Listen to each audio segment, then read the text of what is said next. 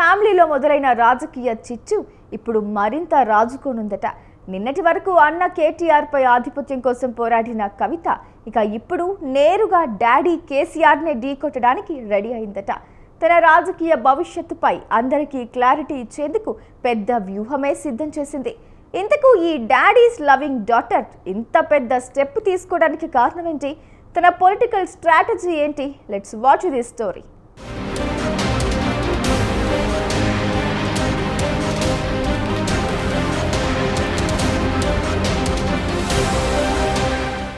MLC Kalvakuntla Kavitha ఇకపై తన దూకుడు పెంచనున్నారా? ఏకంగా తండ్రి కేసీఆర్నే ఢీ కొట్టాలని డిసైడ్ అయ్యారా అంటే జరుగుతున్న పరిణామాలు అవుననే అంటున్నాయి. తెలంగాణ జాగృతి నేత కవిత బీఆర్ఎస్ పార్టీ లైన్ను ఎప్పుడో దాటేశారు. అన్న కేటీఆర్తో రాజకీయ ఆధిపత్యం కోసం పోరాటం చేస్తున్నారు. అయితే అవన్నీ పెద్దగా వర్కౌట్ కావడం లేదని, తాను ప్రజల్లోకి మరింతగా దూసుకెళ్లాలంటే తండ్రి కేసీఆర్నే ఢీ కొట్టాలనే నిర్ణయానికి వచ్చారట. తండ్రితోనే తాడోపేడో తేల్చుకుంటే తన రాజకీయ భవిష్యత్తుపై ఒక క్లారిటీ వస్తుందని భావిస్తున్నారట.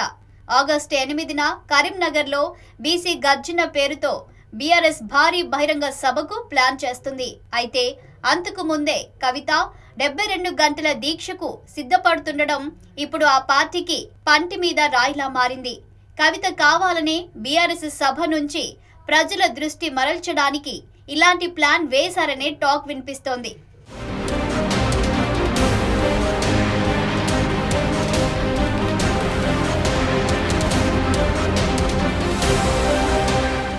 బీసీలకు 42% రిజర్వేషన్లు కల్పించాలనే డిమాండ్తో ఆగస్టు 8న కరీంనగర్లో బీఆర్ఎస్ పార్టీ బహిరంగ సభ నిర్వహించనున్నట్లు గతంలోనే ప్రకటించింది. ఇదే అంశంపై రాష్ట్రపతిని కలుస్తామని ఆ పార్టీ వెల్లడించింది. పార్టీ అధినేత కేసీఆర్ ఈ సభకు వస్తారని బీఆర్ఎస్ నేతలు ప్రకటించారు. వరంగల్ జిల్లాలో నిర్వహించిన 25 ఏళ్ల సంబరం తర్వాత పార్టీ తరపున భారీ కార్యక్రమానికి కరీంనగర్ వేదిక కాబోతుంది. దీనికి కేసీఆర్ కూడా వస్తారని చెబుతుండడంతో సభ విజయవంతం చేయడం గులాబీ పార్టీ నేతలకు ప్రతిష్టాత్మకంగా మారింది. అయితే బీఆర్ఎస్ బీసీ సభకు ముందుగా 3 రోజుల పాటు నిరాహార దీక్ష చేస్తానని కవిత ప్రకటించడంతో బీఆర్ఎస్ నేతలు ఉలిక్కిపడ్డారు.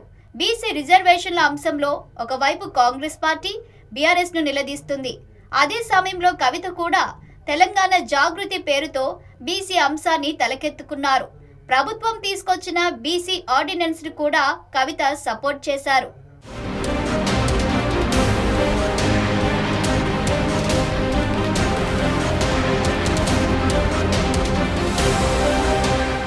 బీసీ నినాదాన్ని ప్రజల్లోకి తీసుకెళ్లడానికి కవిత పలు కార్యక్రమాలు నిర్వహిస్తున్నారు.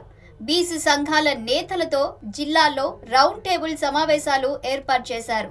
ధర్నా చౌక్లో మహాధర్నా నిర్వహించిన కవిత రాజకీయాలకు అతీతంగా ప్రభుత్వంపై ఒత్తిడి తేవడంలో భాగంగా కేంద్ర మంత్రి Ramdas Athawale, BJP MP R కృష్ణయ్యతో పాటు వామపక్ష నేతలను కూడా కలిశారు. అయితే ఇదంతా కేటీఆర్ కు పోటీగా చేయడం లేదని, నేరుగా బీఆర్ఎస్ అధినేత తండ్రి కేసీఆర్ ను ఎదుర్కొంటున్నారని రాజకీయ విశ్లేషకులు భావిస్తున్నారు.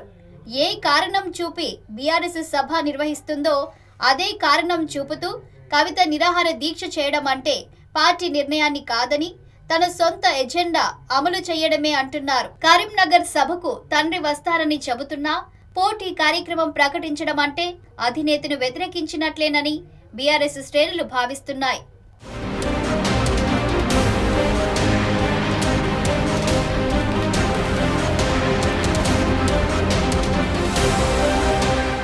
తండ్రి హాజరవుతున్న కార్యక్రమం కాదని కవిత సొంతంగా నిరాహార దీక్ష చేయడం ద్వారా తాను దేనికైనా రెడీ అన్న సంకేతాలు పంపడమేనన్న టాక్ వినిపిస్తోంది. సొంతంగా పార్టీ పెట్టాలని భావిస్తున్న కవిత తెలంగాణలో అత్యధికంగా ఉన్న బీసీలను ఆకర్షించేలా అడుగులు వేస్తున్నారనే టాక్ ఉంది. ఇప్పటికే మంత్రివర్గం ఆర్డినెన్స్ తేవాలని నిర్ణయించగా చేసుకొని కాంగ్రెస్ కు క్రెడిట్ దక్కకుండా చేయాలని కవిత ప్లాన్ చేశారనే చర్చ జరుగుతుంది. అదేవిధంగా బీఆర్ఎస్ బీసీ నినాదం ఎత్తకుండా నిలువరించేందుకు బీసీ బ్రాండ్ కోసం కవిత ప్రయత్నిస్తున్నట్లు చెబుతున్నారు. ఈ క్రమంలో పార్టీ నుంచి వేటు పడే వరకు అధిష్టానానికి చికాకు తెప్పించే కార్యక్రమాలకు కవిత ప్లాన్ చేస్తున్నట్లు టాక్ వినిపిస్తుంది.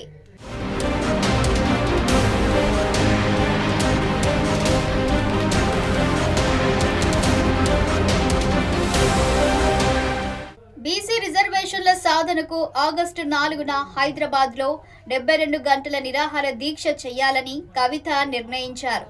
వాస్తవానికి దేశవ్యాప్తంగా తన బీసీ రిజర్వేషన్ల పోరాటానికి గుర్తింపు రావాలనే ఉద్దేశంతో రైల్ రోకో కార్యక్రమానికి కూడా రూపకల్పన చేశారు. జూలై 17న ఆ కార్యక్రమం నిర్వహించాల్సి ఉండగా అంతకు ముందే కాంగ్రెస్ ప్రభుత్వం ఆర్డినెన్స్ తేవడంతో ఆ కార్యక్రమాన్ని విరమించుకున్నారు.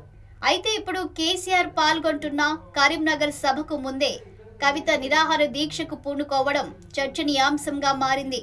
తాను పార్టీ వ్యతిరేక గళం వినిపిస్తున్నా తండ్రి కేసీఆర్ అసలు ఏమీ మాట్లాడకపోవడం కూడా కవితలో మరింత అసహనాన్ని కలిగిస్తుందట. అందుకే తన దూకుడు మరింత పెంచారని, తండ్రితో నేరుగా ఢీ కొట్టాలని నిర్ణయం తీసుకోవడం ఇందులో భాగమేనని తెలుస్తుంది. మరి కవిత దూకుడుకు కేసీఆర్ అడ్డుకట్ట వేస్తారా, లేదంటే ఎప్పటిలాగే తన మౌనాన్ని కొనసాగిస్తారా అనేది వేచి చూడాలి.